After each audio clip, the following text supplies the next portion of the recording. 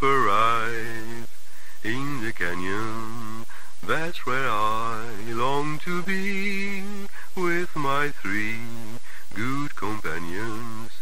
Just my rifle, pony and me. Microciné, bonjour ou bonsoir, ça va dépendre de l'heure à laquelle vous allez découvrir cette nouvelle émission. Alors, on renoue le dialogue avec une revue. C'était il y a pratiquement un an, enfin un peu moins, mais en tout cas, on avait discuté avec eux, Zoom Arrière, et c'était pour un numéro spécial au regretté Vecchiali. Et là, cette fois-ci, c'est les films de Jane Campion. C'est le numéro 7, 2023. Et pour cela, il y a toujours Vincent, Zoom Arrière, qui est là. Mais il y a aussi Benjamin et Oriane, pas des nouveaux, mais en tout cas des personnes qui font partie aussi de la rédaction et qui sont là pour venir parler donc, de ce nouveau numéro et de cette cinéaste. Question godardienne, bonsoir, comment allez-vous? Très bien, et toi-même? Très bien. Ça se passe plutôt bien, vu que j'ai l'impression qu'on ne parle pas assez souvent de Jane Campion, en tout cas dans l'univers YouTube, hein, j'entends bien évidemment dans l'univers YouTube, mais ça peut-être après je poserai la question en ce sens. Avant de commencer à parler de l'intériorité du livre, de différentes thématiques, j'aimerais quand même, c'est important, insister sur les auteurs et autrices de ce numéro 7. Donc, il y a Mehdi Benalla, le réalisateur, que d'ailleurs je salue, je connais très bien. Il y a Philippe Bigourdan, j'espère que j'ai bien prononcé son nom de famille. Donc, Benjamin Fauré qui est bien là. Florent Houd, le prince écran noir, quelque chose comme ça. J'espère que je l'ai bien dit. Le prince écran noir. Et Vincent Jourdan qui est juste là. Antoine Ransonnet, Vincent Roussel qui était déjà venu la dernière fois pour nous parler de Vecchiali, mais qui était venu aussi pour nous parler de son très très bon bouquin sur Bertrand Brier, Cruelle Beauté. Il y a nos amis Alexia Roux et Saad Chakali, surtout Saad Chakali qui est venu très très souvent sur cette chaîne et que je salue tous les deux. Oriane Cidre, donc, qui est bien là. Édouard Sivière et Strom. Voilà, c'est important quand même de les citer. Et ensuite, je parlerai aussi du sommaire. Donc, ma première question, même si dès l'édito, vous expliquez un petit peu en quoi, mais c'est important quand même de le dire là. Qu'est-ce qui a fait que Jane Campion soit à l'honneur pour le numéro 7 de Zoom Arrière? Oui. Est-ce que Benjamin veut répondre Moi, je me souviens qu'on avait l'idée d'aller assez vite sur une réalisatrice. Je ne sais plus qui a parlé de ça dans les échanges de mails.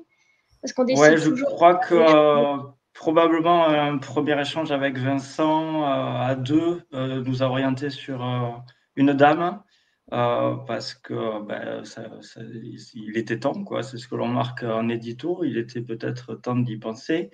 Parce qu'il y avait déjà aussi des noms qui trottaient dans notre esprit de réalisatrices qu'on adore ou qu'on aime et que l'on souhaitait proposer à la rédaction. Et donc, Jane Campion a été amenée parmi elles. En fait, je ne suis pas sûr que dès les premières propositions que l'on se soit faites, il n'y ait eu que des femmes. Je pense qu'il y a eu quelques-uns d'entre nous qui avons glissé le nom d'un réalisateur malgré tout. Mais bon, finalement, ça s'est imposé et on a trouvé l'idée très bien que le 7e numéro, chiffre combien symbolique, soit celui consacré à une femme. Et en espérant que ce ne soit pas le dernier sur une femme.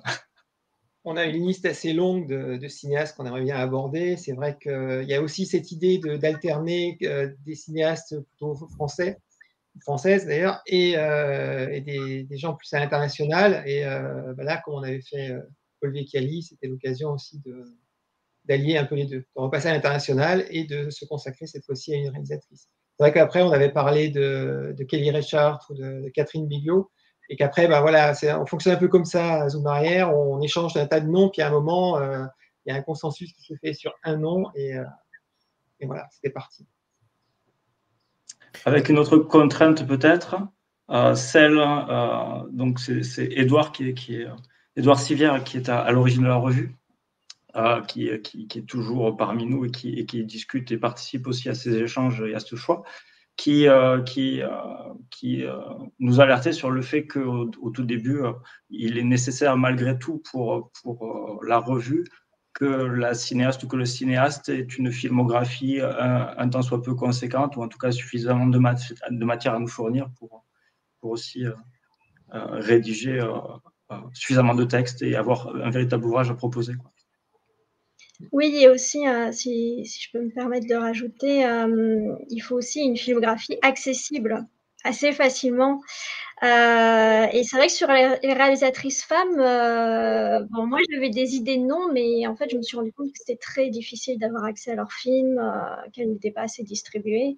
Bon, c'est aussi le cas pour certains cinéastes hommes également.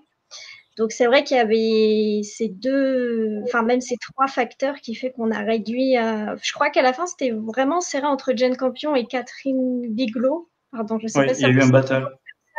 il y a eu un petit peu, c'était entre ces deux noms-là qu'on hésitait le plus.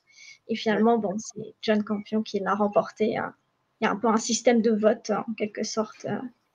On dit nos préférences, voilà, au fur et à mesure, on réduit à 2 ou 3 noms et chacun d'entre nous dit lequel l'intéresse le plus. Puis après, on fait un décompte. En tout cas, Benjamin, Édouard font un décompte pour sélectionner la personne. L'avantage aussi avec Jane Campion, c'est, bon, outre son statut, ça on va y revenir sûrement, il y avait le fait qu'elle avait aussi, déjà sa carrière est assez longue, donc ça correspond à ce que disait Oriane, mais il y a aussi le fait qu'elle avait fait, elle a fait cette série, elle a fait ce court-métrage, donc il y avait aussi un ensemble, il y avait aussi le livre de Michel Simon, que Vincent l'a abordé. Donc ça permettait aussi d'avoir des documentaires, donc ça permettait d'avoir aussi quelque chose de très riche, comme avec les cinéastes précédents, avec Ali en particulier. Il y avait vraiment beaucoup de choses, donc on pouvait puiser assez largement. Qu'est-ce qui fait que... est-ce que quand vous avez commencé à travailler sur sa filmographie, mais aussi la filmographie, c'est-à-dire aussi ce qu'elle a fait en tant que... avec la série Top of the Lake, etc. Quand vous avez commencé à travailler sur ses œuvres, est-ce que Jane Campion, aujourd'hui, en 2023, comment dire, moi je sais que sur YouTube, on n'en parle pas beaucoup hein, de cette cinéaste. Est-ce que vous avez remarqué, est-ce que cette cinéaste a encore une place importante, pas forcément au sein des professionnels de la profession, comme disait l'autre, mais je parle plus à un public plus large. Si on dit Brian De Palma, tout le monde connaît Brian De Palma, mais est-ce que Jane Campion aujourd'hui, c'est une évidence ou il faut continuer encore à batailler dur pour rappeler qu'elle existe? Pardonnez-moi cette question provocatrice, mais c'est important pour savoir un peu. Non, je sais pas si peut-être je peux commencer assez brièvement, parce que moi j'avais surtout le souvenir, moi je connais pas très bien en fait ces dernières œuvres, pour être franc. Moi j'avais surtout le souvenir de la Jane Campion des années 90, début des années 2000. En gros, la leçon de piano jusqu'à Bright Star. Et non, j'ai l'impression moi j'ai vu passer beaucoup de discussions autour de son presque western. Il y a la série, on a beaucoup discuté. Il y a le livre qui est sorti. J'ai l'impression qu'il y avait toute une actualité. Je me rappelle avoir vu passer pas mal de choses dans notre réseau cinéphile autour de ce qu'elle a fait ces dernières années. Donc non, je n'ai pas l'impression que elle était oubliée. Elle est même plutôt revenue un peu sur le devant. Ne serait-ce qu'aussi le fait qu'elle a cessé d'être la seule femme à avoir une palme d'or. Donc maintenant, il y en a 2 autres. Donc du coup, à chaque fois, on dit, voilà, elle est plus toute seule, etc. Donc non, j'ai l'impression que non, elle est toujours d'actualité. Brian De Palma, c'est un bon exemple, hein, parce que ses derniers films, il n'y a pas grand monde qui les a vus, et ça fait un petit moment. Autre élément peut-être de réponse, entre Bright Star et sa série, il y a vraiment plusieurs années qui sont passées. J'ai plus en tête les dates de la première saison de Top of the Lake, peut-être 2012, et puis la deuxième saison 2017, je ne sais plus. Mais enfin, il y a eu une production finalement assez éparse, quoi. Pas tant de choses que ça. Top of the Lake, en plus de ça, c'était quoi le canal de diffusion Netflix? Je ne sais plus. Il me semble que c'était sur une plateforme. Bon. Je crois que c'était Netflix. Hein. Ouais. Et puis finalement, Power of the Dog. Non, je dis une bêtise. Top of the Lake, c'était Arte. Top of the Lake, c'était Arte. Et Power of the Dog, c'était Netflix. Ah, d'accord, ok, d'accord. Voilà. Donc finalement, ce sont les dernières choses qu'elle a faites. C'était pas au cinéma. Et ce sont d'autres canaux, d'autres. Bon. Après, l'autre élément qui me vient, plus de films dans les années 90 que dans les années 2000. Et puis, l'autre chose qui me vient, c'est que finalement, quand tu dis sur YouTube, quand moi j'ai voulu dresser la bibliographie, et souvent ce que je fais, c'est que je vais aussi voir sur YouTube ce qui existe comme documentaire, reportage. D'ailleurs, merci pour le référencement. Ben oui, forcément. Donc, ben, voilà, j'essaie de puiser les choses les plus intéressantes qui existent. Et même, en fait, en termes d'entretien, de masterclass, il n'y a pas tant de choses que ça sur Campion. Il y a bien quelques vidéos d'1 heure ou 2, mais comparé à d'autres cinéastes qui ont une carrière aussi longue, ben, il n'y a pas tant de choses que ça. Je pense qu'en observant justement la bibliographie qui était établie à la fin de l'ouvrage, j'étais assez surprise de voir qu'effectivement en France, il y a eu des mémoires, il faut l'indiquer, sur Jane Campion, écrits par des jeunes étudiantes de master. Et je me souviens que j'avais croisé une étudiante de master quand je faisais moi-même mes études à Paris qui faisait un mémoire sur Jane Campion. Donc, je pense que c'est l'une des personnes citées dans l'ouvrage, mais en fait, on se rend compte en regardant la bibliographie que la plupart des ressources académiques sont plutôt dans l'espace anglophone. Il y a beaucoup d'ouvrages. C'est vrai qu'on n'a pas eu le temps de s'y pencher, voilà, d'y jeter un coup d'œil. Je pense qu'il y a des approches très différentes, peut-être plus d'approches du côté des études de genre, puisqu'il y en a beaucoup plus en fait dans le milieu anglophone que chez nous, hein, même si ça change ces dernières années chez nous. Mais en France, il n'y a que l'ouvrage de Michel Simon, alors qui est très bien, mais qui est une sorte de monographie très belle, qui reprend en plus des entretiens qui ont été menés au fur et à mesure de la sortie des films. Et moi, c'est plutôt à ce niveau-là, je pense que Jane Campion est reconnue. Voilà, moi, j'en ai entendu parler dès que j'étais enfant, puisque ma mère vraiment adore la leçon de piano. Donc voilà, j'étais un petit peu baignée dans le nom de Jane Campion et dans la musique de Michael Nyman dès que j'étais toute jeune. Donc j'ai du mal à me rendre compte par rapport aux spectateurs français si elle est reconnue ou pas. En revanche, dans le champ académique, ça me heurte de voir qu'il y a quand même une absence, je trouve. J'espère qu'il y aura plus d'ouvrages justement sur Jane Campion avec d'autres approches. Il y a assez peu de choses aussi sur sa méthode de travail. Il y a des petits éléments.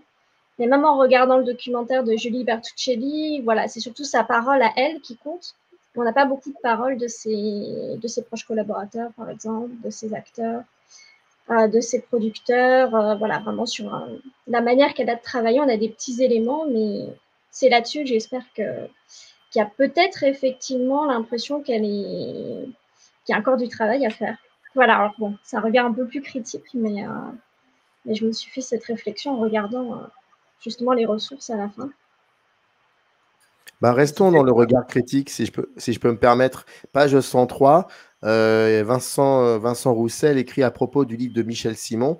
Alors, je rappelle le titre du livre, c'est Jane Campion par Jane Campion, ça date de 2014. Et je crois que c'est la fin du texte, d'ailleurs, si je ne me trompe pas. Non, ce n'est pas la fin du texte, c'est l'avant-dernier paragraphe. Il écrit, page 103, cette volonté de tisser des liens entre les films, cette volonté de Michel Simon, de tisser des liens entre les films malgré leurs différences, fait l'intérêt de l'ouvrage, mais également parfois ça, entre parenthèses, petite limite. En effet, pour souligner la cohérence de l'ensemble, Michel Simon se concentre essentiellement sur une approche thématique et, entre parenthèses, littéraire. La dimension formelle de ce cinéma reste relativement négligée, peut-être parce que certaines œuvres de Jane Campion, il dit par exemple le médiocre in the cut, par exemple, ne mérite pas d'être analysé sous cet angle. Voilà. Qu'est-ce qu'on en pense? Non, mais c'est intéressant parce que c'est important de préciser qu'au sein même de cette revue, il y a aussi des personnes qui se contredisent. Il y a sur certains films 3, voire 2 articles. Je trouve ça génial. Mais ça, on en avait déjà parlé dans la précédente émission quand on avait fait sur Vecchiali. J'avais trouvé ça génial, le fait que même entre vous vous contredisez et que en fait, je disais que on a tout dans la revue. On devine les conversations, les contradictions qu'il y a pu y avoir entre vous et vous mettez tout dans la revue et c'est ça qui est génial. Donc, c'est pour ça que je me suis permis, là, comme ça, ce petit truc, ce petit moment. Qu'est-ce que vous en pensez quand Vincent dit ça?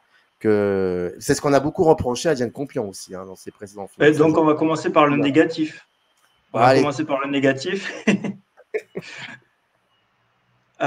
Dans la revue, c'est peut-être un élément qui revient de temps à autre, en effet, sur la forme et je sais pas, quelques faiblesses formelles, je sais pas trop comment le formuler, sur certains passages de certains films. En fait, je pense aux reproches de quelques-uns de nos contributeurs sur des ralentis. Je crois que c'est un texte de Strum sur Portrait de femme qui trouve le film magnifique, mais il en aurait été que mieux si voilà, il n'y avait pas eu quelques ou préciosité de mise en scène ou formelle en fait, ou cet abus du ralenti. Voilà. Il y a peut-être certaines compositions aussi, et bon, dans In the Cut, que moi je n'ai pas vu, le papier en fait qui est dans notre revue laisse entendre, enfin le premier papier laisse entendre aussi en effet que Jane Campion va sur ce terrain-là ou se laisse aller à ça, quoi. Oui, ça fait partie quand même du principe aussi de la revue, c'est d'avoir ces. Moi, il y a des textes avec lesquels je ne suis pas d'accord du tout. Ben, voilà, sur les ralentis, par exemple, moi, je les avais trouvés très beaux. C'est quand je me souviens du choc la première fois que j'ai vu ce film-là en particulier, moi, j'avais beaucoup aimé ça. Mais bon, après, voilà, ça fait partie du jeu. Et je trouve que c'est aussi ce qui est intéressant, c'est d'avoir ces regards qui sont très différents. Après, l'approche formelle, oui, c'est possible, mais je me demande si en fait, c'est pas quand même quelque chose d'assez général. Il y a quand même très peu de cinéastes aujourd'hui, des cinéastes qui sont apparus il y a depuis une trentaine d'années, qui ont été vraiment abordés comme on a abordé, comme d'autres générations de critiques ont abordé en fait tous les grands cinéastes du passé. On a l'impression qu'on rentre moins quand même dans des choses plus profondes. Je ne sais pas s'il y a par exemple un bouquin sur Tarantino qui analyse vraiment en profondeur sa manière de faire, pour ce que disait Oriane, sa manière de travailler, etc. J'ai l'impression que c'est moins souvent ça. On reste souvent plus sur les thématiques, sur les bouquins d'entretien, des choses comme ça. Ouais, c'est une intuition d'ensemble. Ça dépend. Mais ça te gêne, ça te gêne, Vincent, ça, l'idée que, en gros, pour résumer grossièrement, qu'on parle moins de mise en scène, mais beaucoup plus non pas de la forme, mais plutôt du fond. Moi, je pense que les deux sont importants. Bah oui. Moi, tous les grands bouquins de cinéma que je connais, ils parlent des deux. Les deux sont liés. Donc, oui, je pense que à certains moments, peut-être ça manque. Certains cinéastes, effectivement, on peut se demander pourquoi quelqu'un comme Jane Campion, c'est pas un peu compliqué. Moi, j'ai l'impression, voilà, je vois que ce que j'ai aimé chez elle, c'est justement un certain formalisme, un certain lyrisme dans la mise en scène, avec par certains côtés, elle a un côté très, très classique, en fait. Et ce qui est intéressant chez elle, c'est le décalage qu'il y a dans certains beaux films, en tout cas, moi, ceux qui m'ont plu, c'est le décalage qu'il y a entre le fond, des choses assez audacieuses qu'elle a apportées, et puis voilà, ces formes classiques. On parlait de la leçon de piano, c'est tout à fait ça, quoi. Il y a des choses, enfin moi je me rappelle, je l'ai vu quand c'est sorti, on n'avait jamais vu, il y a des choses que j'avais l'impression d'avoir jamais vues filmées comme ça, et en même temps, voilà, c'est aussi les grands espaces, la musique de Nyman, les grandes envolées lyriques, etc., qui me ramenaient moi à d'autres choses. David Lean, par exemple, au hasard. Mais voilà, moi je trouve que c'est un peu comme ça. Et je trouve que c'est ce qui fait pour moi sa richesse. Donc moi, j'ai pas lu le bouquin de Simon. C'est dommage que Vincent n'ait pas pu être là pour développer sur ce plan-là. Mais si effectivement il est resté sur des approches plus thématiques, c'est peut-être un petit peu dommage. Peut-être qu'effectivement un livre plus costaud là-dessus est à faire. Voilà.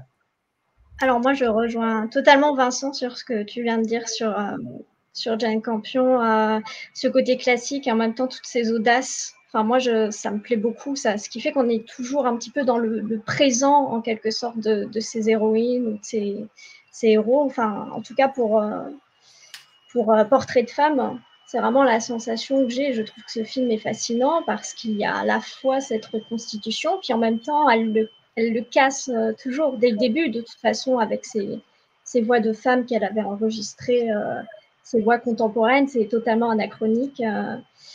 Et effectivement, cette utilisation du ralenti ou de certains motifs. Alors moi, je parle de l'ombrelle, hein, si je me souviens bien. En tout cas, qui tourne de certains motifs beaucoup plus vertigineux. Il y a aussi le rêve qu'elle fait totalement surréaliste. Voilà, j'aime aussi beaucoup ce travail-là et je trouve qu'on le perd sur son dernier film, que moi je n'ai pas beaucoup aimé, qui n'a pas été beaucoup aimé par la rédaction, sauf une personne, je crois.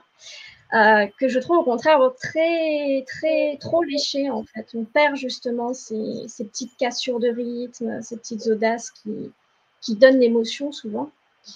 Pour en revenir à l'ouvrage de Michel Simon, alors moi je l'ai, j'ai la première version parce qu'il y a 2 versions. Et j'étais très contente lorsqu'il était sorti. Et après, c'est le premier ouvrage sur Jane Campion, donc c'est une introduction. Moi, je le prends vraiment comme ça, une introduction la plus exhaustive possible. Et effectivement, Michel Simon, c'est une certaine approche qui est peut-être plus thématique et moins dans l'analyse filmique. Après, je pense qu'il y a d'autres cinéastes. Moi, je pensais à l'Araignée, il y a eu beaucoup d'ouvrages beaucoup plus portés sur la forme concernant l'Araignée, par exemple, en France. Donc, j'espère que ça arrivera aussi pour Jane Campion. Je ne sais pas si ça répond à la question, parce que j'ai essayé de parler des 2 sujets, mais moi, je n'ai pas eu le temps d'écrire sur l'ouvrage, malheureusement. Par contre, ce qu'il faut préciser sur cet ouvrage, c'est qu'il y a aussi 3, on n'en a pas parlé dans le Zoom arrière, il y a 3 nouvelles de Jane Campion qui sont traduites, si je me souviens bien, 2 ou 3. Et ça, c'est aussi un apport qui est très intéressant par rapport à son œuvre, tout de même. Voilà, après, c'est vrai que c'est une monographie très classique, en somme, film par film, avec des entretiens et effectivement des approches thématiques. Je suis assez d'accord avec Vincent, pour le coup. Si je m'amuse à vous poser la question que l'émission sur Arte Blow Up pose constamment à chaque émission, c'est quoi? Si je disais par exemple, c'est quoi un film de Jane Campion pour celles et ceux qui nous regardent et qui peut-être ne connaîtraient que The Power of Dog et peut-être La leçon de piano parce qu'il y a eu la Palme d'Or. Mais moi, je vous demanderais, c'est quoi alors un film de Jane Campion? Et en même temps, est-ce qu'on peut la poser cette question est-ce qu'il y a une cohérence dans sa filmographie? Deuxième question provocatrice, bien évidemment. C'est qui se lance? Moi, j'ai peur de résumer à des mots qui fassent cliché. Et même en même temps, résumer, c'est aller vers le cliché. Mais je ne sais pas. Je vous laisse la primeur de la réponse. Oui, c'est vrai que c'est difficile parce que moi, mon premier grand choc avec Jane Campion, c'était Bright Star, c'est sûr. J'étais adolescente. Qui est le film le plus apprécié de la revue. D'ailleurs, c'est frappant. Mais je trouve que les textes, justement, contre le film sont intéressants. Et c'est vrai que le film, moi, je me souviens qu'il y avait des définitions sur le film quand il était sorti. Les personnes qui n'aimaient pas beaucoup le film disaient c'est trop romantique. Et moi, je ne suis pas d'accord parce qu'on a une sorte d'aller-retour entre une forme de réalisme assez cru et un romantisme, effectivement, qui est prenant, qui est touchant, qui est émouvant. Donc ça, c'est peut-être une première définition que j'oserais. Et puis autre chose qui est assez frappant chez elle, c'est cette manière d'essayer d'exprimer une intériorité, en particulier une intériorité féminine dans tout ce qui est de l'ordre du contact, du toucher, de la sensorialité. Ça, ce sont, je pense, les 2 éléments qui m'interpellent le plus par rapport à son cinéma. Mais c'est très subjectif parce qu'il y a aussi beaucoup d'autres approches. Là aussi un rapport à la Nouvelle-Zélande, au paysage de la Nouvelle-Zélande, à l'histoire aussi. Il y a beaucoup d'autres angles par lesquels on peut la saisir. Moi, je suis assez d'accord sur ce qui a été dit, le côté sensuel, mais au sens assez large. Elle est très forte, je trouve, pour décrire des atmosphères, des textures, la nature, évidemment, mais aussi tous les éléments, évidemment, l'eau, la pluie, le vent, tout ça, des choses qu'elle fait très bien. C'est pour ça que je parlais de David Lean, parce que je la vois un peu comme ça. Moi, sur les films que je connais, parce que je connais, encore une fois, pas très bien sa dernière partie de carrière, mais en gros, de Un ange à ma table jusqu'à Bright Star, pour moi, c'est quelqu'un qui a mis en scène des personnages qui sont en quête d'absolu. Ce sont tous des personnages féminins, ce qui était assez original, en tout cas dans ce cadre-là, même si pour moi, il y en a d'autres aussi qui l'ont fait, hommes ou femmes d'ailleurs, mais elle a une manière assez particulière. Pour moi, ce que j'ai bien aimé chez elle, c'est qu'il y a un mélange entre cette dimension romantique qui est assumée et vraiment mise en avant, donc comme chez David Lean, et quelque chose de plus trivial, de plus quasiment, alors, documentaire, je ne sais pas, mais concret, je cherche le mot exact, de plus cru, voilà, exactement. Ça. Il y a une crudité, et en fait, les deux se percutent, et donc, du coup, elle fait des films qui… En ça, je pense qu'elle est quasiment unique. Je ne vois pas beaucoup d'équivalents de gens qui arrivent à allier de cette manière-là, cette espèce de romantisme enflammé, qui trouve, à mon avis, son apogée dans Bright Star, et puis des choses extrêmement crues. Moi, j'ai découvert, pardon, pour le livre, même si finalement je n'ai pas écrit dessus, Un ange à ma table, c'est tout à fait ça. Elle va parler de choses extrêmement triviales, bon, les règles par exemple, les premières règles du personnage. Et à côté de ça, on a un personnage, il y a toutes les séquences qui se passent dans un asile par exemple, quand elle est internée, etc. Tout ça est hyper réaliste. C'est des choses dont on ne parle pas d'habitude, très peu. Et là, à côté de ça, on a ce personnage qui est une poétesse, qui a un langage assez incroyable, qui nous fait partir dans des choses magnifiques, et qui est vraiment éprise de l'art avec un grand A, sans même d'ailleurs en être complètement consciente. C'est assez quelque chose de viscéral en fait dans ce personnage, qu'on retrouve dans le personnage joué par Holly Hunter dans Le son de piano, quelque chose une espèce de désir d'absolu qui est aussi viscéral et qui est rattaché à des choses extrêmement concrètes, la condition féminine en particulier. Et pas, en même temps, Oh, pardon. Non, pardon, c'est moi. Il y a beaucoup de variations aussi en même temps entre ces personnages. Voilà, à la fois ils se ressemblent et en même temps, à chaque fois, il y a des postures différentes, des manières de résister différentes. Et j'aime aussi beaucoup ces approches sur les masculinités également. On en parle moins, mais il y a aussi beaucoup d'approches surprenantes, voilà, sur la manière d'accompagner le virilisme, d'accompagner la nudité aussi des corps masculins, qui est aussi, dont aussi on peut parler, parce que c'est vrai qu'on met souvent la femme en avant avec Jane Campion, mais la manière d'approcher les hommes également aussi est intéressante. Et dans Bright Star, il contraste entre deux figures masculines, et aussi dans Le pouvoir du chien, mais je trouve que c'est moins intéressant dans Le pouvoir du chien.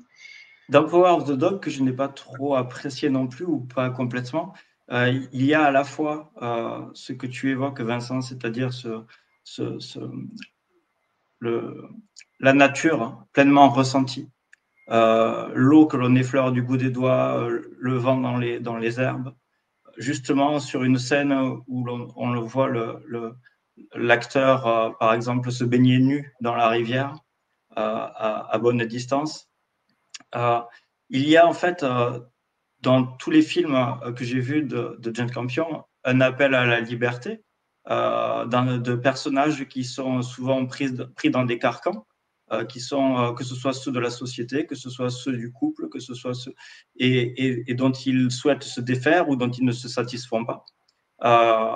Et puis oui, il y a ça, quoi, cette présence de la nature et cette prison société, quoi. Pour rebondir sur ce que disait Oriane, c'est tout à fait juste cette idée, la manière dont elle montre les hommes, notamment la nudité masculine et le rapport au sexe. Il y a du coup le désir féminin. Moi, je me rappelle très bien de ces plans absolument incroyables quand il était avec Holly Hunter. Moi, je sais qu'à l'époque, ça nous avait beaucoup marqué. Harvey Keitel, à l'époque, c'était toujours un peu, mais à l'époque, il était c'était une icône pour une icône sexy, hein. C'est un peu comme Brad Pitt aujourd'hui, si on veut. Mais c'est vrai, moi je me rappelle, voilà, c'était l'époque de Bad Lieutenant, de films comme ça, où voilà, il se mettait très en avant, il a eu des risques par rapport à ça. Et la manière dont elle a filmé dans les deux films qu'ils ont fait ensemble, sont assez incroyables. D'autant qu'elle joue justement sur cette image de l'acteur, et qui là est montré dans l'effet qu'il fait sur les personnages féminins. C'est d'autant plus troublant que ce soit. Alors, il y avait Holy Smoke, en fait, elle est censée lui résister. En fait, c'est un véritable duel qu'il y a entre les deux. Et dans La leçon de piano, le personnage est très intériorisé, elle ne parle pas. Enfin, il y a quelque chose de. Elle s'exprime uniquement par la sensualité qu'elle démontre. Et on en revient à ce que tu disais sur l'importance du toucher dans ces films, par exemple. Holly Smoke est vraiment à part. Hein, pardon. Pardon? C'est intéressant d'écouter ce discours parce que moi, je ne suis pas de la même génération. Donc, Harvey Keitel n'avait pas la même. Enfin, je le connaissais très peu quand j'ai vu le film pour la première fois. Par contre, je retrouve ça avec Benedict Cumberbatch aussi sur The Power of the Dog. Elle joue aussi avec son image, ça c'est sûr. Clairement, voilà, même s'il il avait déjà interprété des personnages similaires, je trouve d'ailleurs que le personnage est l'un des éléments les plus intéressants du film. Je suis moins convaincue par l'autre personnage masculin plus jeune qui arrive. Je trouve qu'il y a quelque chose de très maladroit dans l'écriture de ce personnage-là. Dans un des textes, quelqu'un a comparé d'ailleurs ce personnage à l'arrivée de la modernité ou quelque chose comme ça, il me semble. Et j'avais pas du tout pensé à ça, mais c'est une interprétation qui est vraiment intéressante, qui m'a aidé à mieux apprécier le film. Voilà, a posteriori, c'est aussi ça qui est intéressant lorsqu'on lit les textes. Voilà, quand l'ouvrage arrive, parce qu'en fait, Benjamin lit tous les textes, mais nous, Vincent aussi, j'imagine, les a lus. Mais moi, je ne lis pas les textes des camarades, je les lis après, voilà, après avoir participé. Donc, ça me fait réfléchir de nouveau au film et ça me fait penser à d'autres éléments. Et justement, ce rapport à la masculinité, c'est vrai que moi, je ne l'ai pas vraiment mis en avant dans mes textes, mais en relisant voilà, les textes, je me suis dit, ah mais oui, c'est vrai. Voilà, il y a quelque chose aussi là-dessus à creuser peut-être plus tard. Si on fait un volume 2, Jane Campion, je ne sais pas. Oui, je t'en prie, Vincent, vas-y. Vas-y, je t'en prie. Non, c'était.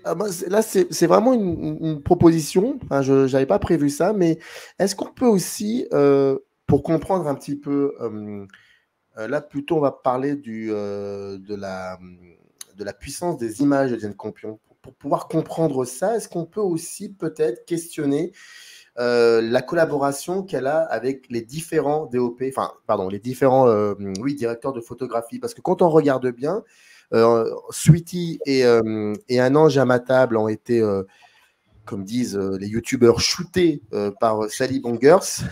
Et ensuite, pour la leçon de piano, donc, qui a été directeur de la photographie, c'était Stuart Dryburgh. Et juste après, l'autre film, je crois que c'est le même DOP. Et ouais, Portrait de femme, c'est ça, c'est Stuart Dryburgh. Et ensuite, elle fait Holy Smoke, c'est Diane Bibb.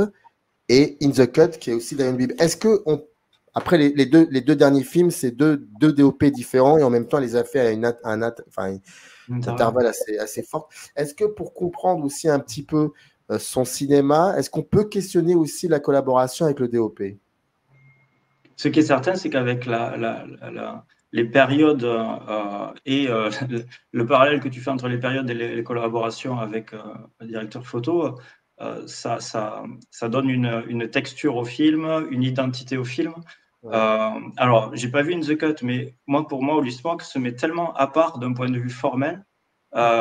Il ose des choses qui sont parfois dérangeantes au regard ou étonnantes, mais à la fois, c'est tout à fait en adéquation avec l'émancipation du personnage de Kate Winslet. Donc, on a l'impression qu'il y a quelque chose qui se joue là-dessus, quoi. Mais c'est vrai qu'il est un peu psyché par rapport aux autres, par rapport à la première partie de sa filmo et par rapport à la dernière également, qui est peut-être toujours tout aussi lyrique, mais série comprise avec les paysages, avec cet aspect-là de la nature sur Bright Star, sur Power of the Dog, qu'on ne retrouve pas dans les autres films, il me semble, ou en tout cas pas filmé de la même manière. Peut-être qu'il y a un changement avec Bright Star, effectivement, parce que c'est après une longue pause. Et même quand on lit ses entretiens de l'époque, voilà, elle affirme qu'effectivement, bon, c'est une histoire qu'elle avait envie quand même de mettre à l'écran, parce qu'elle avait lu l'ouvrage. Je me demande si elle n'a pas lu l'ouvrage en réalisant In the Cut, peut-être. Elle avait lu une biographie sur John Keats. Mais c'est vrai qu'il y a peut-être déjà deux périodes. À partir du moment où elle finit In the Cut et ensuite il y a plusieurs années qui se passent puisqu'elle passe du temps avec sa fille, si je me souviens bien. Et ensuite, elle revient à Bright Star. Alors moi, je ne pourrais pas répondre à cette question. Je pense qu'il faut vraiment faire des recherches approfondies sur son travail, ses collaborations, etc. Par contre, en regardant le documentaire de Julie Bertuccelli, qui est aussi un peu comme l'ouvrage de Michel Simon, très linéaire, film par film, très scolaire, mais en même temps, il y a beaucoup d'extraits qui permettent peut-être de faire saisir plusieurs périodes. Et comme tu dis, voilà, Benjamin, avec des moments un petit peu plus psychédéliques sur les débuts, quelque chose de plus brutal aussi, il y a ce côté un peu brut. Alors moi, j'avais vu un des courts-métrages de Campion, et c'est vrai que ça n'a rien à voir avec la Campion de maintenant, qui est plus ouvert sur le paysage peut-être.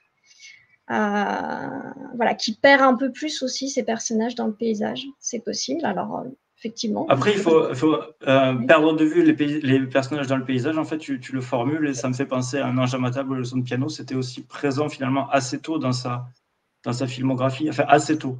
Au moins dans une deuxième période, quoi. Pas dans les années 80, mais voilà, au début des années 90, il y avait cette nature, il y avait ces personnages dans la nature. Oui. Alors, on va en profiter. Oui, vas-y, je t'en prie. Je me souviens qu'il y avait une vraie rupture avec Bright Star et même Portrait de femme, peut-être Portrait de femme un peu, mais Bright Star, moi j'ai trouvé que c'était très présent aussi, cette nature. Après, je sais pas, le court-métrage, moi j'en ai vu un qui avait été présenté, je crois, à Cannes. C'est une histoire où ils attendent la pluie. Il y avait toute une famille qui attendait la pluie pas dans le désert, mais dans la campagne néo-zélandaise. Et j'avais trouvé une certaine unité en fait dans tout ça. J'ai pas, voilà, les directeurs de la photographie dont tu parles, je les connais pas très bien par rapport à d'autres, mais j'ai pas le sentiment en fait, tu vois, qu'il y en a un qui aurait imposé, avec lequel il aurait travaillé dans une direction particulière.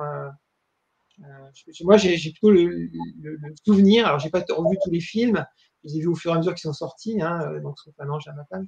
Et j'ai l'impression plutôt d'une certaine unité sur cette période-là.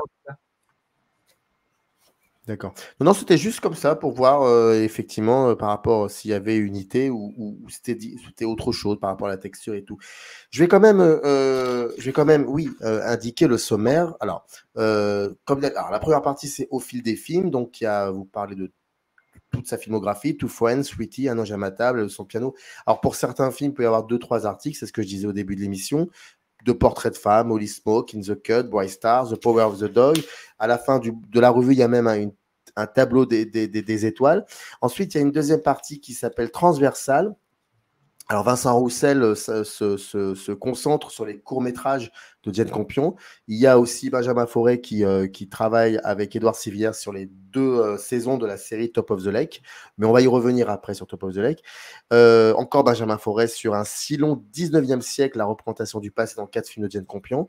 Puis ensuite, Rimes et notes en suspension, la récitation poétique et la partition musicale de Bright Star, ça c'est Oriane Cidre. À propos du livre de Michel Simon, pour ça on en a parlé, Vincent Roussel, Mehdi Benallal qui parle du documentaire de Julie Bertuccelli, puis ensuite il y a bibliographie, etc. etc.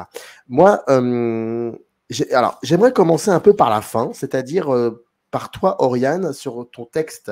Bien évidemment, vous pouvez réagir, enfin, vous pouvez intervenir, compléter, Benjamin, Vincent, n'hésitez absolument pas, sur les rimes et notes en suspension. Et j'aimerais que tu nous parles un peu de ce que toi tu dis, je ne veux pas dire de bêtises, c'était la toile sonore. Oui, la toile sonore. Voilà, il y a un moment, voilà, parle-nous un peu de ça, et surtout, est-ce que c'est une exception, cette toile sonore dans Bright Star, ou est-ce que c'est quelque chose qu'elle avait déjà commencé à expérimenter peut-être dans ses précédents films? Non, je pense que dans ses précédents films, comme on l'a dit tout à l'heure, il y a toujours cette recherche de la sensorialité qui est à la fois dans l'image et dans le travail du son, dans le travail de la musique.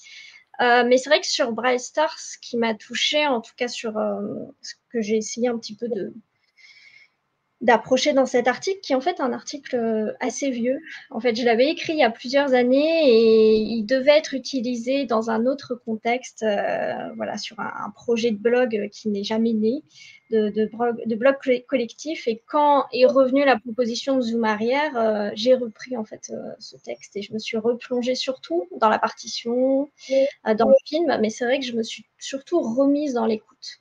Alors après, moi, mes textes, ça part vraiment de quelque chose de très personnel, de très intime, des souvenirs que j'ai du film, parce que je pense qu'on a tous des rapports différents à Zoom Arrière. Voilà, il y a des textes qui sont vraiment très recherchés, voilà, avec des citations précises, etc. Moi, je prends ça un petit peu comme un espace libre pour revenir un petit peu à ce qui m'a touchée dans le film. Et en fait, cette dimension de toile sonore, elle m'a vraiment interpellée lorsque je l'ai découvert pour la première fois, lorsque je l'ai revu aussi. C'est aussi en lien, je pense, avec le rapport poétique, la manière qu'elle a d'approcher la question de la poésie de John Keats, puisque là, même si effectivement il y avait toujours un petit peu des extraits littéraires, il y a d'autres films où il y a des extraits de littérature, mais là, c'est vrai que la parole de John Keats, la parole aussi qui vient des lettres qu'il a échangées avec Fanny Brown, est mise en scène de manière beaucoup plus conséquente. Et je trouvais vraiment très fort ce travail de la voix en interaction justement avec l'espace sonore du film, les bruitages, donc toujours cette sensorialité, ces sons, voilà, comme le son des mains qui peuvent caresser des tissus, qui peuvent toucher aussi des éléments dans la maison, parce qu'il y a aussi ce côté, il n'y a pas que le rapport à la nature, il y a aussi l'intériorité de la maison qui se retrouve à partager. Et aussi la musique aussi de Mark Broadshaw qui alors je crois qu'elle a travaillé avec lui pour un court-métrage, Top of the Lake, si je ne dis pas de bêtises, ou je dis peut-être une bêtise, mais là je crois que c'est sa première collaboration, où elle avait fait juste un petit court-métrage avant avec lui. Donc je pense aussi qu'il y avait cette interaction assez forte avec Mark Broadshaw, qui est dans un travail beaucoup plus minimaliste de la musique, ce qui nous éloigne vraiment des élans musicaux qu'il y a dans la leçon de piano ou même dans Portrait de femme. Et c'est de là qu'est venue cette notion de toile, parce que voilà, il y a une texture sonore qui est très très riche, cette impression de ricochet un petit peu, que les oreilles sont tout le temps en fait sollicitées par des éléments sonores très différents, qu'il s'agisse de la voix qui récite, de la voix des lettres, enfin des voix amoureuses des lettres, de la musique qui arrive souvent par petites touches, ou effectivement de tous les petits bruitages de contact, de toucher. Est-ce que vous... Oui, pardon. Moi, non, c'est bon. C'est bon. Non, je voulais savoir si peut-être Benjamin ou Vincent avaient envie de réagir, ou alors je peux poursuivre. Parce que par rapport à ce texte sur la toile sonore, par rapport à Boy Star, le fait que ça parle aussi de John Keats, à un moment, dans un autre texte sur... pour le coup, c'est Un ange à ma table. Vous avez écrit un texte, enfin, tu as écrit un texte sur Un ange à ma table, le mystère Jeannette Fram.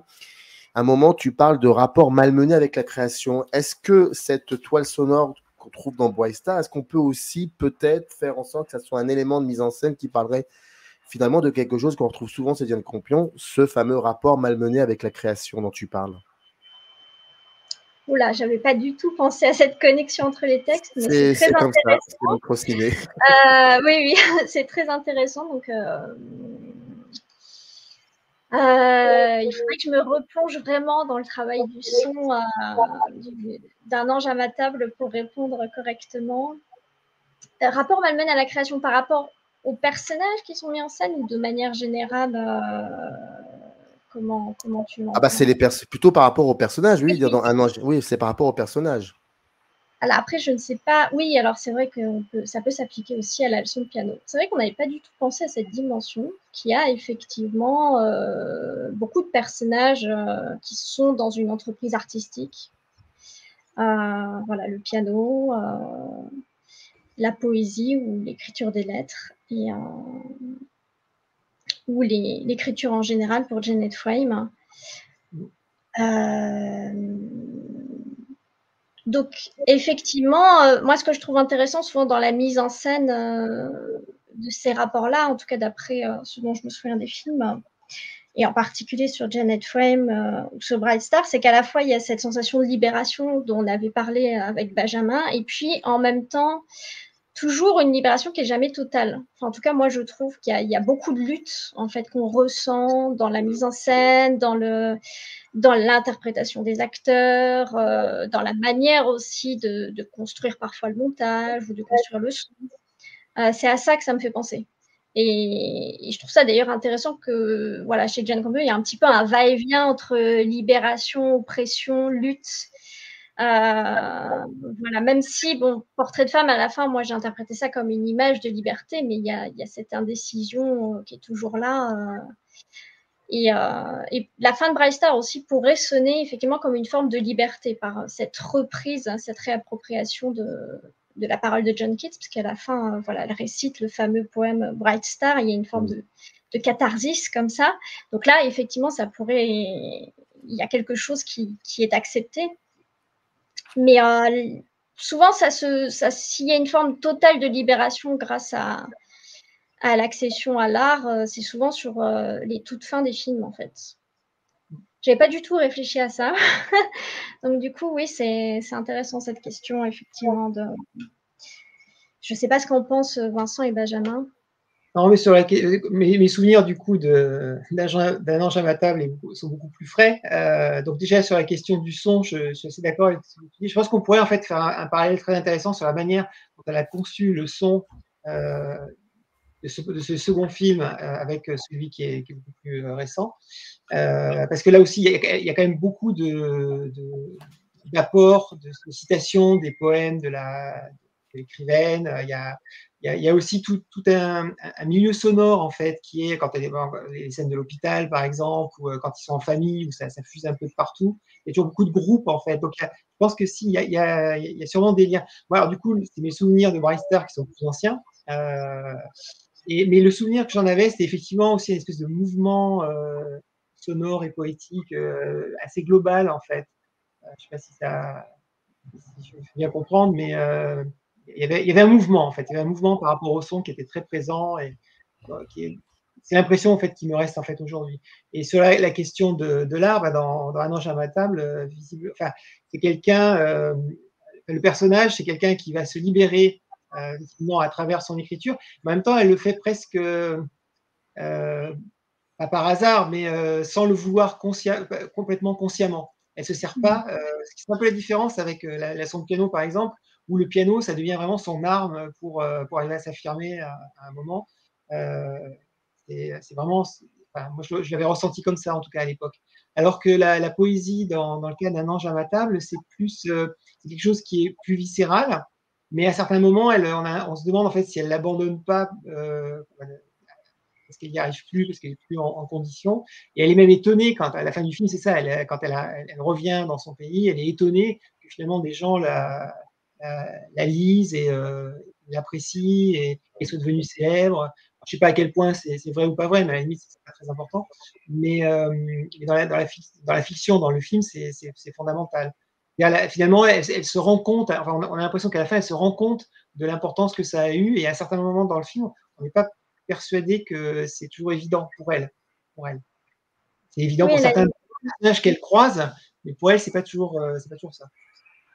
Et puis le film est un peu à l'image du personnage. Moi, je l'avais trouvé très déroutant lorsque je l'avais vu, puisque c'est pas du tout un biopic classique d'écrivain. Voilà, on la voit très peu en train d'écrire. Il y a même une scène où elle brûle ses manuscrits.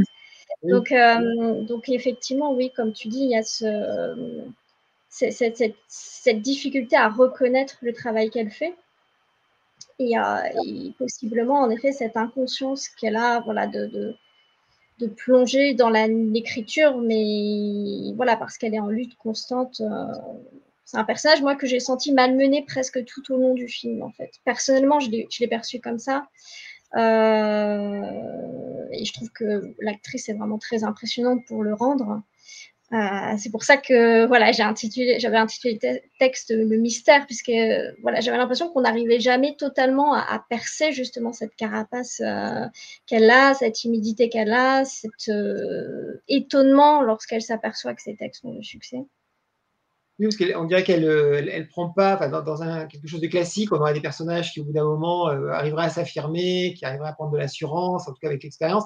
Elle, on a l'impression, elle a toujours ce regard, effectivement, voilà, la timidité, elle est toujours, toujours les grands yeux, mon Dieu, qu'est-ce qui se passe, qu'est-ce qui m'arrive? C'est un personnage qui est assez fascinant. Et en même temps, je trouve que c'est ce qui fait que le film, qui est assez long, Campion, voilà, ça c'est aussi un élément intéressant. Formellement, c'est quelqu'un qui fait généralement des films assez longs. Et qui tient aussi très bien, moi je trouve, la durée. Et qui finalement pardon. Et du coup, qui finalement ne filme pas la création. C'est-à-dire qu'à part dans la leçon de piano où on la voit jouer, ni dans le film sur Kids, enfin, dans Bright Star, ni dans Un ange à ma table, on ne voit les artistes écrire, créer ou... Un petit peu quand même, hein, on la voit à sa machine à écrire, on la voit à un moment quand elle est... C'est détourné, en fait. C'est plutôt pas... indirect, détourné, oui. Ouais. Pardon. Non, c'est pas qu'on la voit pas du tout, mais Kitsch, je me rappelle plus, franchement. Mais oui. Moi, d'ailleurs, c'est souvent un truc qui me manque, en fait, dans ce genre de film. Hein, c'est quoi, finalement, c'est quoi quand ils sont vraiment en train de créer, quoi. Souvent, on s'attache plutôt à des choses périphériques, mais ça m'a pas gêné, en fait, dans Un manche à ma table. Alors que le travail du cow-boy de Power of the Dog, il est filmé. On le voit dans son atelier, on le voit à l'œuvre, me semble-t-il, avec la matière, le cuir. Il y a quelque chose qui est représenté. Bon, mais là, on n'est plus sur l'art, quoi. Oui, il y a un rituel. Moi, je me souviens que ça m'avait frappé, ces rituels-là. Et ouais. Il y a un fétichisme même. Ouais. Oui. C'est peut-être ça qui m'a un petit peu déplu dans le film, voilà, qu'on perde un petit peu ce mystère en fait qu'il y a dans ses autres œuvres, avec ces parties manquantes, ces pans de la création qu'on ne voit pas tout le temps. Après, je pense qu'elle est là, la création, mais elle se fait de manière très détournée en fait, par des petits détails. C'est très frappant dans le biopic sur Janet Frame et dans Bright Star. Moi, ce qui m'avait beaucoup impressionné, ce qui m'impressionne encore maintenant, c'est cette manière d'utiliser la parole du poète ou la parole de Fanny, et à chaque fois de les détourner, parce qu'il y a énormément d'éléments poétiques qui sont intégrés au dialogue du quotidien, en fait. Une forme de manière de ramener la pratique poétique au quotidien, aussi à travers des scènes de chant. Mais effectivement, oui, The Power of the Dog, c'est peut-être ça aussi qui fait qu'il a un petit peu le mal aimé, puisqu'il y a cette manière d'exposer en quelque sorte les rituels, d'exposer la vengeance aussi. Moi, c'est quelque chose qui m'avait beaucoup déplu. Enfin, je trouvais que le film était beaucoup trop clair, en fait. Il manquait d'opacité, de mystère. Mais alors, comment on peut... Ça, c'est intéressant de se poser la question sur ça. C'est-à-dire qu'il y a un film qui est immensément aimé, qui s'appelle Bright Star, qui est réalisé en 2009. Ensuite, quelques années après, elle fait cette série Top of the Lake, 2 saisons. Et des années après, donc en 2021, il y a The Power of the Dog, où c'est un peu plus différent. Selon vous, qu'est-ce qui s'est passé? Parce que dans le texte de Benjamin sur la première saison de Top of the Lake, page 77, tu dis, dans Top of the Lake, les espaces occupés privent de liberté. Et on a un peu parlé d'espace, sans nommer le mot espace, quand on a parlé de la création, mais aussi de toiles sonores et le rapport à la liberté. Et plus loin, tu dis de nombreux intérieurs, mais il arrive au contraire qu'il les restitue. Paradise, ça c'est le nom de l'endroit. Et tu dis, on reviendra un peu plus loin sur ce que nous disent encore ces espaces. En outre, à ces hommes monstres, les femmes tentent de résister et d'échapper. Et quelques années après, elle fait Power of the Dog, où c'est aussi un peu plus différent. Selon vous, déjà, par rapport à ce terme d'espace, est-ce que ça, c'était quelque chose qu'elle a commencé à questionner, mais véritablement avec Top of the Lake? Et puis surtout, est-ce que Bright Star annonçait peut-être la fin de quelque chose et le début d'autre chose avec The Power of the Dog, qui vraiment, effectivement, est très différent? Sur la question de l'espace, j'ai l'impression que, sans vouloir faire de rapprochement ou de raccourci, elle est néo-zélandaise, elle est dans un pays où les espaces, la nature, les montagnes, les fleuves, la mer, où l'océan sont présents et certainement omniprésents pour un habitant de cette île. Et je crois que c'est présent. On le voit dans la leçon de piano, les espaces sont présents. La nature ou les espaces disent quelque chose des personnages, où les personnages ont un rapport à l'espace, dans Un ange à ma table également. Je ne crois pas que ce soit dernièrement. Après, dans Bright Star, la nature est omniprésente, elle foisonne. Et dans Power of the Dog aussi, il y a quelque chose comme ça. Je ne sais pas trop. Je sais pas trop dire autre chose sur Power of the Dog. Il y a, tout à l'heure, vous discutiez, il y avait une image qui me revenait dans Power of the Dog. Donc, même si je ne l'ai pas beaucoup aimé, et c'est dommage qu'il y a Florent Hood Prince Écran Noir qui a fait un texte qui défend ce film. Je crois Philippe également. Et là, il n'y a que des personnes qui ne l'ont pas vu ou qui ne l'ont pas trop aimé. Mais il y a quand même une belle image au moment où l'on voit l'acteur dont je ne sais prononcer le nom, aide-moi Oriane.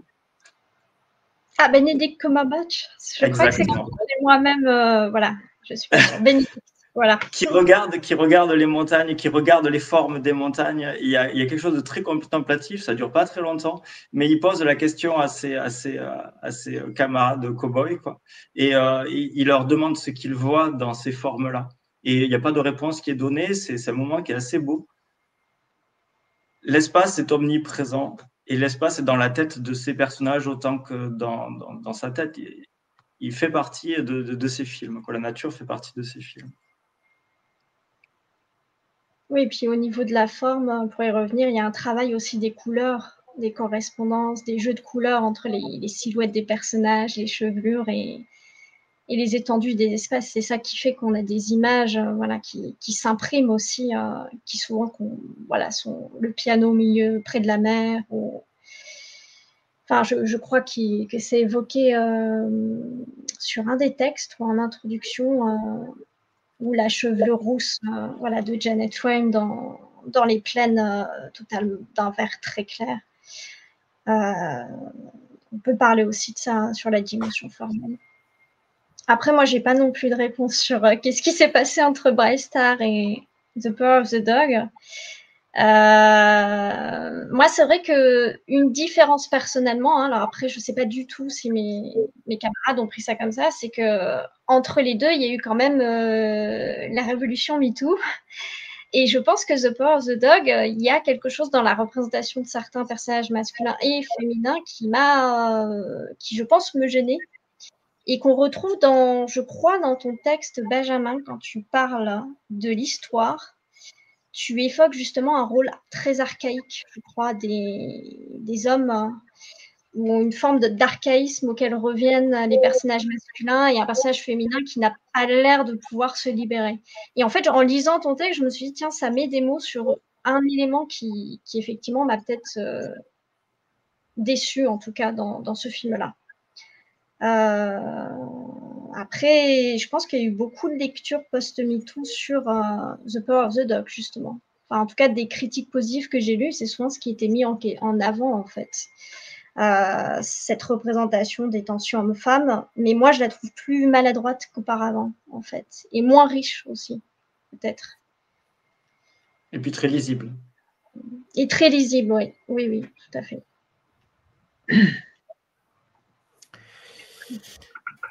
Alors, on ne pourra pas tout raconter du numéro 7 de Zoom Arrière consacré au film de Jane Campion. Vous avez toutes les informations dans le descriptif de cette vidéo. Vous cliquez dessus et vous pouvez vous procurer la revue.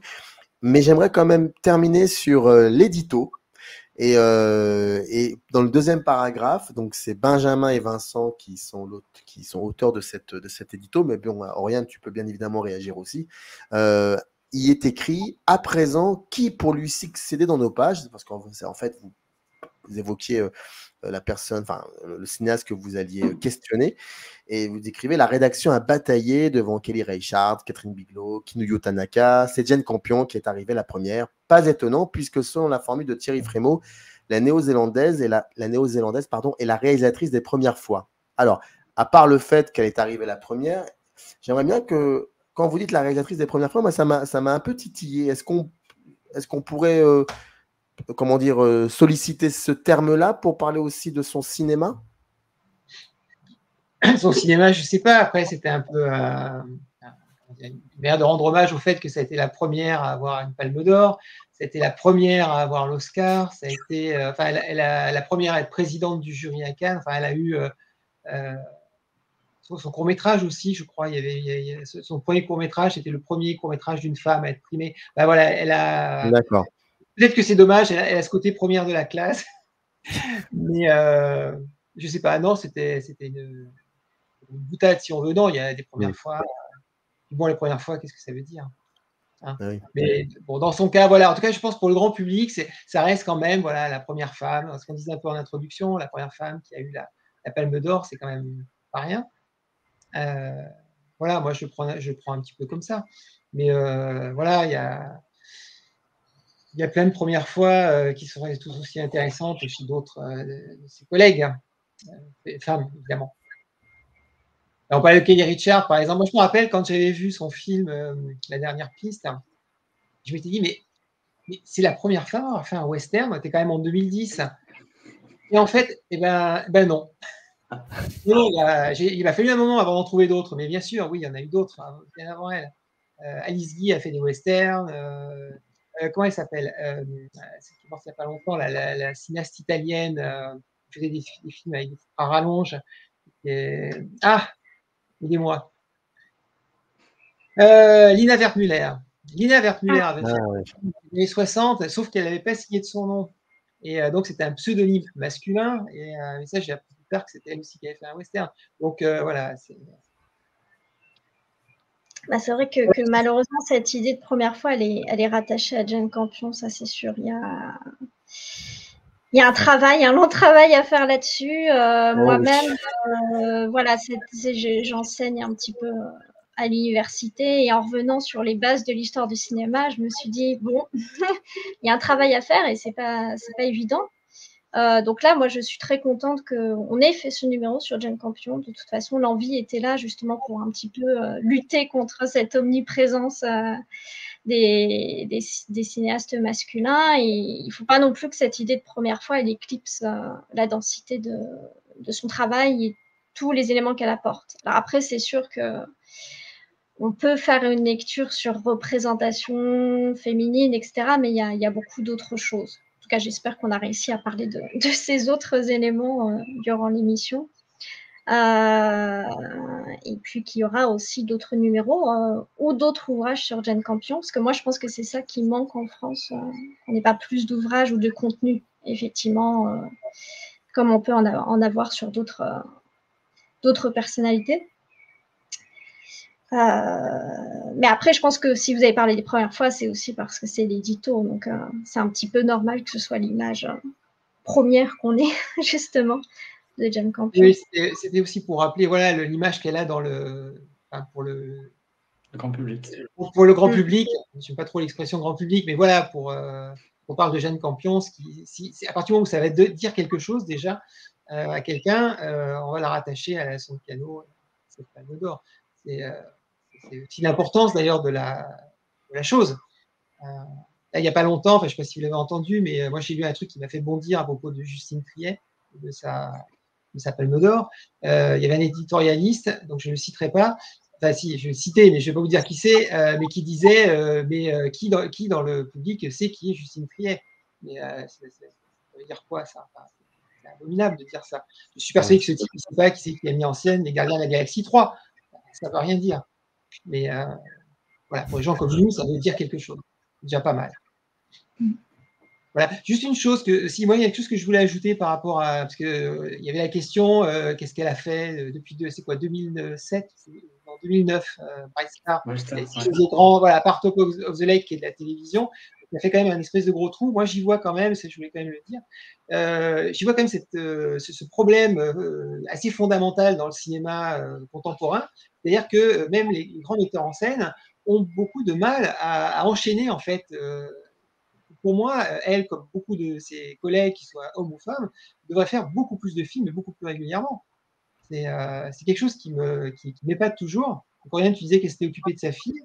Donc ça, okay. Oui, alors ça, c'est aussi une différence souvent, c'est que je remarque entre les discours hommes et les discours femmes, c'est que dans le documentaire, ce qui est touchant, c'est qu'elle parle très naturellement du rapport à la famille, comment justement, ce qui est une question très concrète dont on ne parle pas beaucoup, dont on commence à parler seulement maintenant.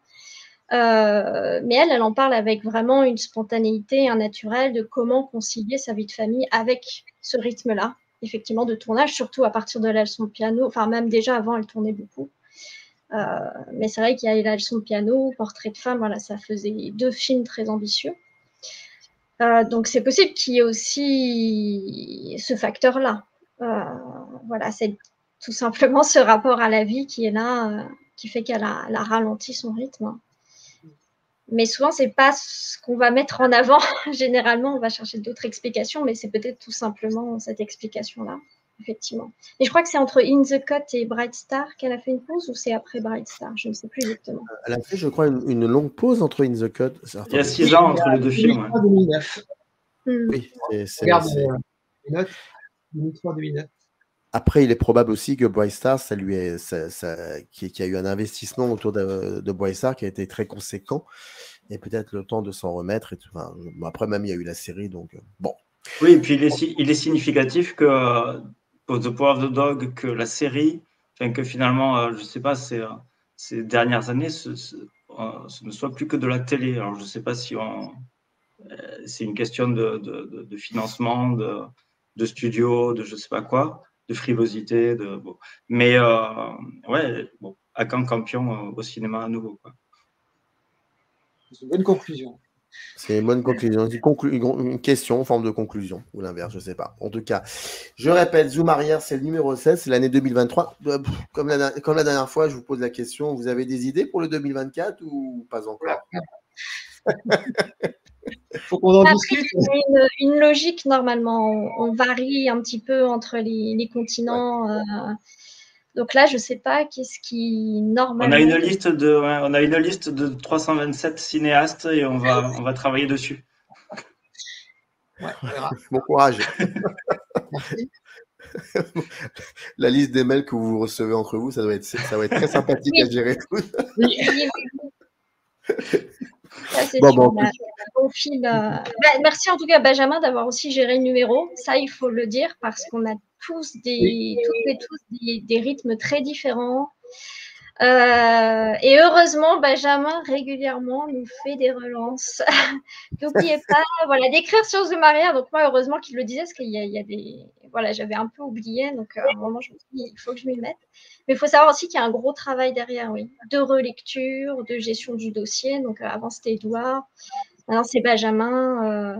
Voilà, je ne sais pas qui a relu aussi, parce que ça aussi c'est un grand travail. Mais je tenais en tout cas à remercier, voilà, Benjamin et Vincent pour leur gestion du volume, en tout cas. Et des flux de mails aussi. Vous avez toutes les informations dans le descriptif de cette vidéo. Vous n'avez plus qu'à cliquer sur le lien et vous tombez sur le site de Zoom Arrière. Le numéro 7 est consacré au film de Diane Campion. Et c'était un plaisir en tout cas de recevoir quelques membres de la rédaction. Et j'ai envie de dire, on se donne rendez-vous pour 2024. Voilà, on va faire ça comme ça, avec plaisir. Merci Benjamin, Oriane, merci beaucoup Vincent, et puis salutations aux autres aussi, et puis on se dit à très vite. Merci à vous trois. Merci. Générique. In the canyon, that's where I long to be, with my 3 good companions, just my rifle.